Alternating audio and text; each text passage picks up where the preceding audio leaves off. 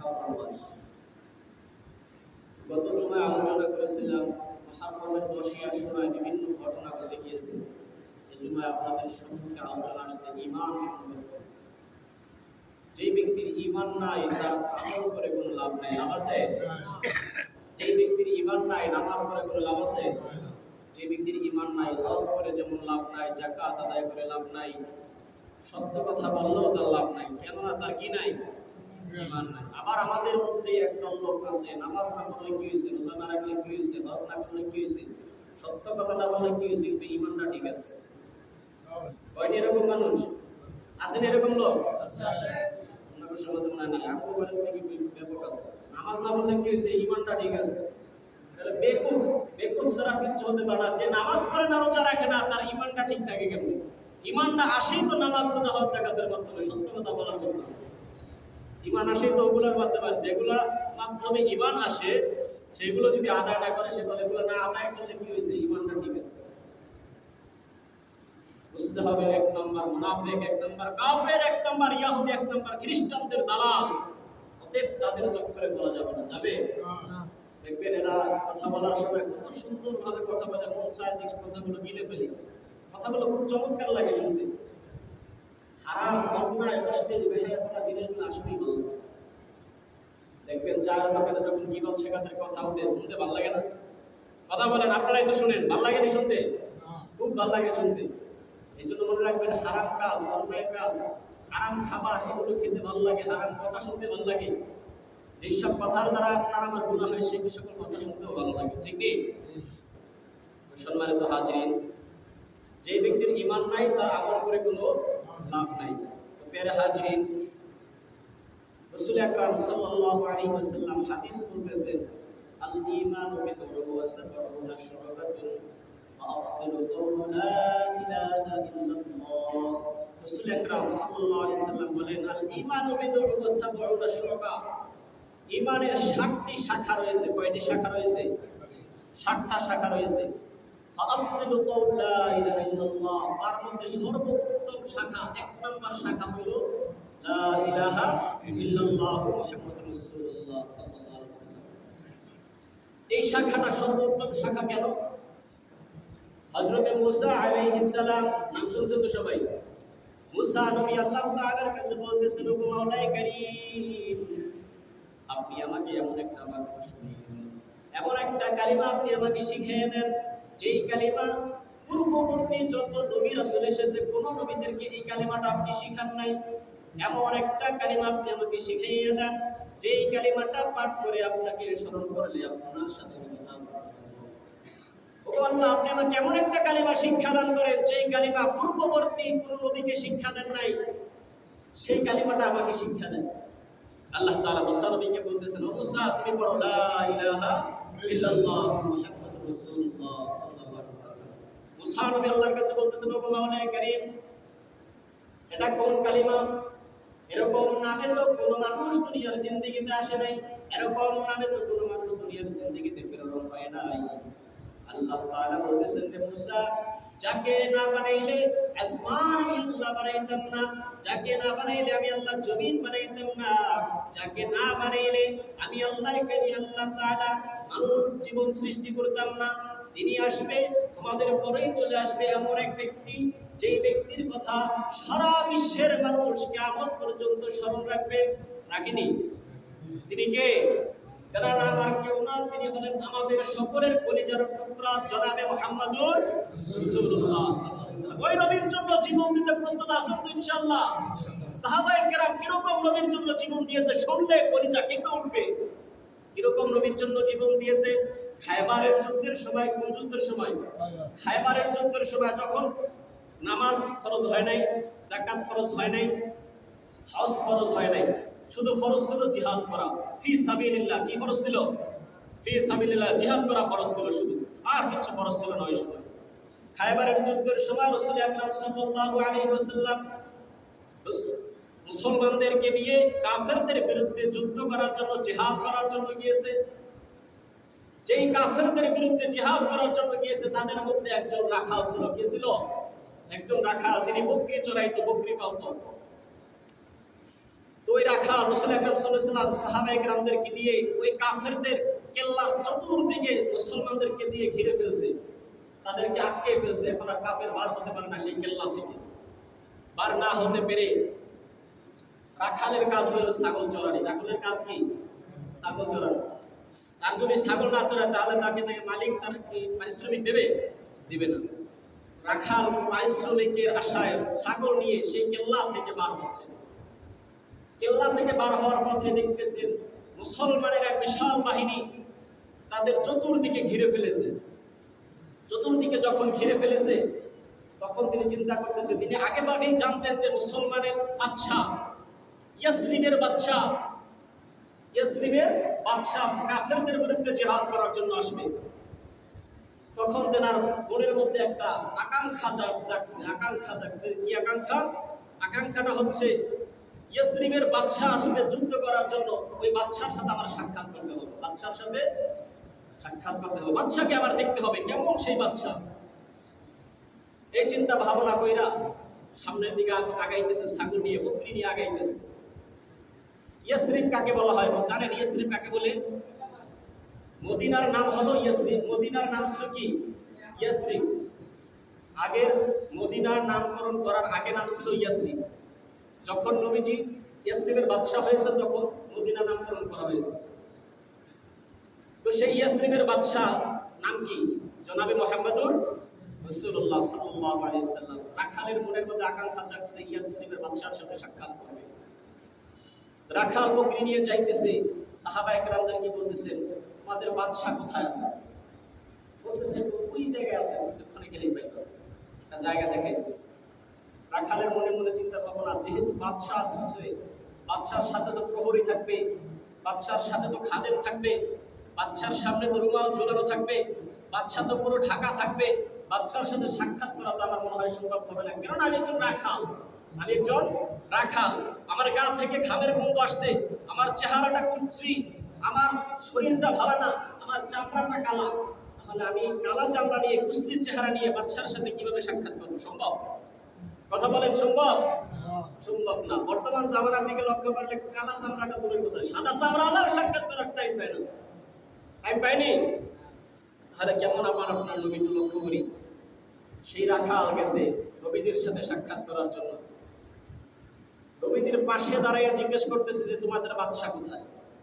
নবীদের পাশে দাঁড়াইয়া বলতেছে এই তোমাদের বাদশা দাঁড়াইছে। এই তোমাদের বাদশা? ইনি কিভাবে বাদশা হয়? আরে বাদশা তো প্রহরীতে, বাদশা তো গাড়ির মধ্যে থাকবে, বাদশা তো ঘোড়ার গাড়ির মধ্যে থাকবে, বাদশার সামনে তো রুমাল ঝুলানো থাকবে, বাদশার পাশে তো বডিগার্ড থাকবে। ইনি বাদশা হয় কিভাবে? বলতেছে হ্যাঁ, ইনি আমাদের বাদশা, ইনি আমাদের রাষ্ট্রপ্রধান, ইনি রাষ্ট্র পরিচালনা করেন। তখন এনার সাথে সাক্ষাৎ করতে গিয়ে বলতেছে, হযরত আমি তো কাফেরদের কেল্লা থেকে বের হয়ে আসছি, আমার মনে খুব আশা আকাঙ্ক্ষা জাগছে আমি আপনার সাথে সাক্ষাৎ করব। তবে আমার মনের আশাটা হলো আপনারা কিসের দাওয়াত দেন? আপনারা কিসের দাওয়াত দেন? তখন আল্লাহ রাসূল সাল্লাল্লাহু আলাইহি সাল্লাম একটা কথা বলছেন, আমরা দাওয়াত দিই শুধু এক আল্লাহ তাআলার, যেই আল্লাহ তাআলা ছাড়া আর কোনো মাবুদ নাই, যেই আল্লাহ ছাড়া কারোর সামনে মাথা নত করার টাইম নাই, মাথা নত করতে হবে এক আল্লাহর কাছে, যেই আল্লাহকে ছাড়া আর কোনো মাবুদ নাই, সেই এক আল্লাহর দাওয়াত দেই আমরা। অতএব কেউ এই এক আল্লাহ ছাড়া এই এক আল্লাহর সাথে কোনো অংশীদার করতে পারবে না, সেই এক আল্লাহ তাআলার দাওয়াত দেই আমরা। তখন বলতেছে এই এক আল্লাহর দাওয়াত দিয়ে আপনাদের লাভ কি? রাসূল সাল্লাল্লাহু আলাইহি সাল্লাম বলতেছেন এই এক আল্লাহর দাওয়াত দিয়ে আমার লাভ হলো, আল্লাহ তাআলা আমাকে দুনিয়াতে প্রেরণ করার এক নাম্বার কারণ হলো জাতিকে গোমরাহি থেকে বাঁচানো। এই দুনিয়াতে প্রেরণ করার কারণ হলো উম্মতকে হেদায়েতের পথে নেওয়া। এই আমাকে প্রেরণ করার কারণ হলো হারাম পথ থেকে হালাল পথে প্রেরণ করা। এটাই হলো আমার কাজ। আমি যদি হারাম পথ থেকে হালাল পথে না নিতে পারি তাহলে আল্লাহ তাআলার কাছে আমার জবাবদিহিতা করতে হবে। তো সেই ব্যক্তি বলতেছে, রাখাল বলতেছে, যদি আমি কালিমা গ্রহণ করি তাহলে আমার লাভ কি? যদি কালিমা গ্রহণ করি তাহলে আমার লাভ কি? রাসূল সাল্লাল্লাহু আলাইহি ওয়াসাল্লাম বলতেছেন তুমি যদি কালিমা গ্রহণ করো তাহলে তোমার লাভ হলো এখনো পর্যন্ত নামাজ পড়া ফরজ হয় নাই, যাকাত আদায় করাও ফরজ হয় নাই, হজ করাও ফরজ হয় নাই, শুধু ফরজ ছিল দুইটা, সদকা করা আর জিহাদ করা। সদকা করা জিহাদ করা, দুইটা ফরজ। তোমার এখন কাজ হলো তুমি সদকা করবা কিভাবে? তুমি তো রাখাল মানুষ, তোমার তো কিচ্ছু নাই, অতএব সদকা করার মতো তোমার কোনো সম্পদ নাই। তোমার একটাই ইবাদত, ইবাদতটা হলো তুমি আল্লাহর পথে জিহাদ করার জন্য নেমে যাও তলোয়ার নিয়ে। কি নিয়ে? তলোয়ার নিয়ে আল্লাহর পথে নেমে যাও। এই উম্মত শুনে নাও, তলোয়ার নিয়ে যতদিন পর্যন্ত আল্লাহর পথে না নামতে পারবা ততদিন পর্যন্ত এই জাতিকে সঠিক পথে নেওয়া যাবে না। যতদিন পর্যন্ত আল্লাহর রাজ কায়েম না করব ততদিন পর্যন্ত এই গুমরাহিত্ব আমাদের মধ্যে থেকে যাবে। আর আমাদের মধ্যে যদি গুমরাহিত্ব থেকে যায় তাহলে আমার কপালে জাহান্নাম ছাড়া আর কিছু নাই। অতএব জাতিকে রাসূল গুমরাহি থেকে বাঁচানোর জন্য আসছে। আমিও রাসূলের একজন ওয়ারিস, ওলামায়ে কেরাম রাসূলের ওয়ারিস। আমাদের কাজ হলো হারাম পথ থেকে হালাল পথে যাওয়া। চিল্লায় কোন ঠিক কিনা? হারাম পথে যাইতে রাজি আছো তো ইনশাআল্লাহ? হারাম পথটা ছেড়ে দেন। যতদিন পর্যন্ত হারাম জিনিস ছাড়তে না পারবেন, অন্যায় জিনিস ছাড়তে না পারবেন, হেদায়েতের পথে না যাবেন, ততদিন পর্যন্ত ভালোর আশা করা যায় না। আশা করতে পারেন? ভালোর আশা করতে পারবেন না। যতদিন পর্যন্ত না আপনি হেদায়েতের পথে না যাচ্ছেন ততদিন পর্যন্ত ভালোর আশা করতে পারবেন না। তো প্রিয় হাজিরিন, বলতেছিলাম তলোয়ার নিয়ে আল্লাহর পথে নেমে যাও হে রাখাল। রাসূল বলতেছেন কি? তলোয়ার নিয়ে ফি সাবিলিল্লাহ, জিহাদের জন্য নেমে যাও। আবার একদল লোক বলে কোরআন হাদিসে নাকি রাজনীতির বিষয় কিচ্ছু নাই। আরে কোরআন হাদিসের ভিতরে যদি রাজনীতির কিচ্ছু না থাকে তাহলে আল্লাহ তাআলা কেন বলছেন ইয়া আইয়ুহাল্লাযীনা আমানু ইয়ামুরু বিল আদল? হে ঈমানদারগণ, আমি আল্লাহ আদেশ দিয়েছি তোমরা ন্যায় প্রতিষ্ঠা শাসন করো। এই কথা কে বলছে? তাহলে এটা কোরআনের বাইরে? কথা বলেন, কোরআনের বাইরে? যদি বিশ্বাস না হয় সূরা নাহলের 16 নম্বর আয়াতটা আপনারা দেখে নিন। ইয়া আইয়ুহাল্লাযীনা আমানু ইয়ামুরু বিল আদল, হে ঈমানদারগণ তোমরা ন্যায় শাসন প্রতিষ্ঠাতা করো। আরে অন্যায়কে দূরীভূত করে দাও। অন্যায় তোমার মধ্যে থাকলে তুমি ঈমানদার হতে পারবে না। তুমি বলো কোরআনের সাথে রাজনীতির সাথে কোনো সম্পর্ক নাই। কোথা থেকে আসছো তুমি? যদি তুমি এই একটা আয়াতকে অস্বীকার করো তোমার ঈমান থাকবে? আরে কোরআনের মধ্যে সর্বছোট সূরার নাম কি? সূরা কাউসার। ছোট্ট সূরার নাম কি? ছোট্ট সূরার নাম হলো সূরা কাউসার। কাউসারের যদি একটা আয়াত, কাউসারের তিনটা আয়াত, ইন্না আ'তাইনাকাল কাউসার ফাসসাল্লি লিরাব্বিকা ওয়ানহার, ইন্না শানিয়াকা হুয়াল আবতার, ইন্না শানিয়াকা হুয়াল আবতার, যদি আমি অস্বীকার করি আমার ঈমান থাকবে? কথা বলেন, ঈমান থাকবে? আর যে ব্যক্তি বলতেছে কোরআনের সাথে রাজনীতির সাথে কোনো সম্পর্ক নাই, তার ঈমান আছে? কথা বলেন, ঈমান আছে তার? তাহলে বেঈমানের চক্করে আমি আপনি কেন পড়ছি? এই বেঈমানকে দূরীভূত করতে হবে। এই বেঈমানকে আমার সামনে রাখা যাবে না। এই বেঈমানের সাথে রাজনীতি করা যাবে না। এই বেঈমানকে দূরীভূত করে দিতে হবে। যতদিন পর্যন্ত বেঈমানের সাথে আপনার হাত থাকবে বুঝতে হবে বেঈমান মুনাফিক, আপনিও মুনাফিক। বেঈমান মুনাফিক, আপনিও মুনাফিক। যে ব্যক্তি বলতে পারে কোরআনের সাথে রাজনীতির সাথে কোনো সম্পর্ক নাই, সে ঈমানদার না। কারণ আল্লাহ তাআলা বলেছেন কোরআনের আয়াত অস্বীকার করলে সে কাফের, আয়াত অস্বীকার করলে সে কাফের। তাহলে যদি সে কাফের হয়ে যায়, আর কাফেরের সাথে যদি আপনি দলবদ্ধভাবে গলাগলি করেন তাহলে আপনিও তো কাফের হয়ে যাবেন। কেননা রাসূল সাল্লাল্লাহু আলাইহি ওয়াসাল্লামের হাদিস, আল মারউ মা'a মান আহাব্বা, যে যাকে ভালোবাসে সে তাকেই পায়। অতএব আমি যদি কাফেরকে ভালোবাসি আমি কাফেরের সাথে থাকবো কিয়ামতের দিন। আমি যদি ঈমানদারকে ভালোবাসি আমি ঈমানদারের সাথে থাকবো। যদি ঈমানদারের সাথে থাকতে হয় তাহলে আপনি ন্যায় প্রতিষ্ঠা করেন, ন্যায় শাসন করেন, কোরআনের রাজকে ধরে রাখেন, ঈমানকে শক্ত করেন, ঈমানকে মজবুত করেন। যতদিন পর্যন্ত ঈমানকে মজবুত করতে না পারবো ততদিন পর্যন্ত ন্যায় শাসন করা যাবে না, অন্যায়কে দূরীভূত করা যাবে না। অতএব অন্যায়কে দূরীভূত করি, ঈমানকে শক্ত করি। রাজি আছি তো ইনশাআল্লাহ? আল্লাহ তাআলা আমাদের ঈমানকে মজবুত করার তৌফিক দান করেন। সকলে বলেন আমিন। সম্মানিত হাজিরিন, বলতেছিলাম রাসূল সাল্লাল্লাহু আলাইহি ওয়াসাল্লাম সেই রাখালকে বলতেছে, ও রাখাল, এখন তো নামাজ প্রতিষ্ঠা করার সময় নাই। নামাজ আল্লাহ তাআলা ফরজ করে নাই, হজ আল্লাহ ফরজ করে নাই, যাকাত ফরজ করে নাই। ফরজ করেছেন মাত্র দুইটা, একটা হলো যাকাত, একটা হলো সদকা, আর একটা হলো ফি সাবিলিল্লাহ, জিহাদ। অতএব তুমি জিহাদ দিয়ে তরবারি নিয়ে নেমে যাও। তখন সেই রাখাল বলতেছে, ইয়া রাসূলুল্লাহ, তরবারি নিয়ে যদি আমি জিহাদের ময়দানে যাই সেখানে তো দুইটা জিনিস রয়েছে। কয়টা জিনিস? হয়তো শহীদ নয়তো গাজী, হয়তো শহীদ নয়তো গাজী। বাঁচলে গাজী, মরলে শহীদ। তাহলে আমি যদি মরে যাই তাহলে আমি কি মর্যাদা লাভ করব? তখন সেই ব্যক্তি বলতেছে, রাসূল সাল্লাল্লাহু আলাইহি ওয়াসাল্লাম বলতেছে, তুমি যদি শহীদ হও আমি সাক্ষ্য দিচ্ছি শহীদ হওয়ার সাথে সাথে আল্লাহ তাআলা তোমাকে জান্নাতে নিয়ে যাবেন। সুবহানাল্লাহ। শহীদ হওয়ার সাথে সাথে আল্লাহ তাআলা তোমাকে জান্নাত দান করবেন। একদল লোক বলে জান্নাত কি মরার পরে তোমার স্বর্গে জায়গা? আসেনি এরকম লোক? মরার পরে কোথায় জায়গা? তাহলে বলেন এই ব্যক্তির ঈমান আছে? কারণ হাজারবার কোরআন শরীফের মধ্যে জান্নাতের কথা বলা আছে। আরে কোরআন শরীফে যেখানে জান্নাত সেখানেই জাহান্নামের কথা, যেখানে জাহান্নামের কথা সেখানেই জান্নাতের কথা। তাহলে আল্লাহ তাআলা মিথ্যা বলেছেন? হিন্দুদের পণ্ডিত, হিন্দুদের সেও বলে মুহাম্মদ নামক একজন ব্যক্তি আসছে দুনিয়ার জিন্দেগিতে, তার প্রত্যেকটা কথা সত্য, তার একটা কথাও মিথ্যা হতে পারে না। হিন্দুদের পণ্ডিতের মুখের শব্দ আমি নিজে শুনেছি। মুহাম্মদ নামক ব্যক্তি যদি একজন আসছে দুনিয়ার জিন্দেগিতে, তার প্রত্যেকটা কথা সত্য, একটা কথা মিথ্যা নয়। আরে মুহাম্মদ নামক ব্যক্তি যদি সত্য হয়, তার কথা যদি সত্য হয়, এই কোরআনও সত্য, আল্লাহ সত্য, জান্নাত আছে এটাও সত্য, জাহান্নাম আছে এটাও সত্য, মরার পরে জান্নাত জাহান্নাম এটা আছে, সত্য না মিথ্যা? মুহাম্মদ নামক ব্যক্তি যদি থাকে, জান্নাত জাহান্নাম আছে এটাও সত্য কিনা? সত্য। তো প্রিয় হাজিরিন, মুহাম্মদ নামক ব্যক্তি সত্য, জান্নাত সত্য, জাহান্নাম সত্য, আল্লাহ সত্য। এক ব্যক্তি ইমাম আযম আবু হানিফাকে বলতেছে, ইমাম আযম, ইমাম আবু হানিফা, তোমাদের আল্লাহ আছে এটা দেখাইতে পারবানি? তোমাদের আল্লাহ আছে দেখাইতে পারবানি? তোমাদের আল্লাহর সাথে কথা বলবো। এক কাফের নাস্তিকের প্রশ্ন। ইমাম আযম ইমাম আবু হানিফা তিনি বলতেছে, অমুক তারিখ অমুক সময় তোমার সাথে বৈঠক করব, আল্লাহ আছে এই বিষয় নিয়ে, আর তুমি বৈঠক দেবা যে আল্লাহ নাই সেই বিষয় নিয়ে। তার 3 তারিখ ঠিক করে ফেলছে। 3 তারিখ ঠিক করার পরে সময় চলে আসছে, সময় শেষ হয়ে যাইতেছে।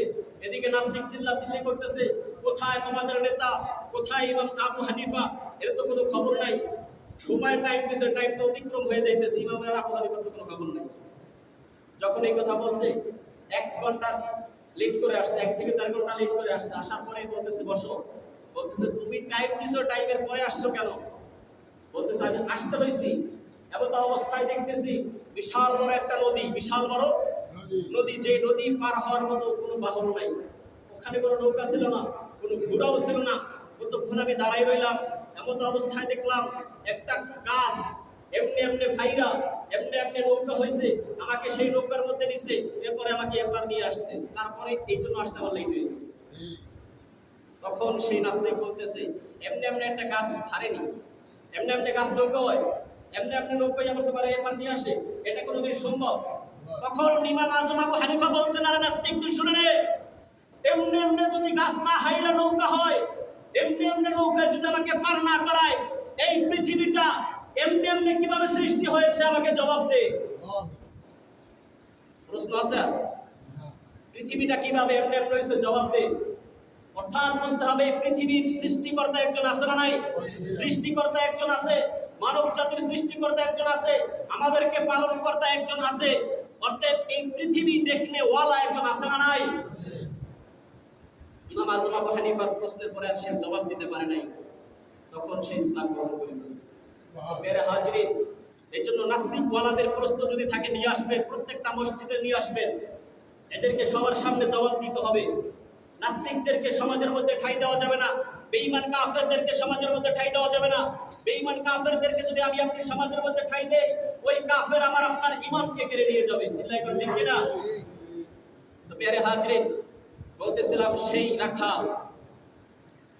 রাখালকে বলছে যাও ফি সাবিলিল্লাহ, জিহাদ করো, আল্লাহর রাজ কায়েম করো, জিহাদ করো। জিহাদের পরে যখন বলছে তুমি যদি মারা যাও, শহীদ হও, তাহলে তুমি জান্নাতে চলে যাবে। যুদ্ধ একটানা 3-4 দিন চলে গেল। রাসূল সাল্লাল্লাহু আলাইহি ওয়াসাল্লামের অভ্যাস মাফিক যুদ্ধের পরে সকলদের লাশকে দেখে আসছে, অর্থাৎ যারা শহীদ হয় তাদেরকেও দেখে আসে, এবং যারা আহত হয় তাদেরকে হসপিটালে অথবা ডাক্তারের চিকিৎসা নেওয়ার ব্যবস্থা করে আসে। তো রাসূল সাল্লাল্লাহু আলাইহি ওয়াসাল্লাম সেখানে গেলেন সবাইকে দেখার জন্য। গিয়ে দেখতেছেন সাহাবায়ে কেরাম দাঁড়ায় রয়েছে, একজন লাশকে চিনতে পারতেছে, একজন ব্যক্তিকে চিনতে পারতেছে না, সে শহীদ হয়েছে। রাসূল সাল্লাল্লাহু আলাইহি ওয়াসাল্লাম বলতেছেন, ইনি সেই ব্যক্তি যেই ব্যক্তির ঈমানটা ছিল মজবুত, ইনি সেই ব্যক্তি যেই ব্যক্তি ঈমান ইসলাম গ্রহণ করার সাথে সাথে তিনি যুদ্ধের ময়দানে নেমে গিয়েছে। এই যুদ্ধের ময়দানে নামার পরে পরে শহীদ যখন হয়েছে, আমি রাসূল সাক্ষ্য দিচ্ছি ইনি বিনা হিসাবে জান্নাতে চলে গেছে। সুবহানাল্লাহ। তো প্রিয় হাজিরিন, এজন্য আমার আপনার ঈমানকে মজবুত রাখতে রাজি আছি ইনশাআল্লাহ।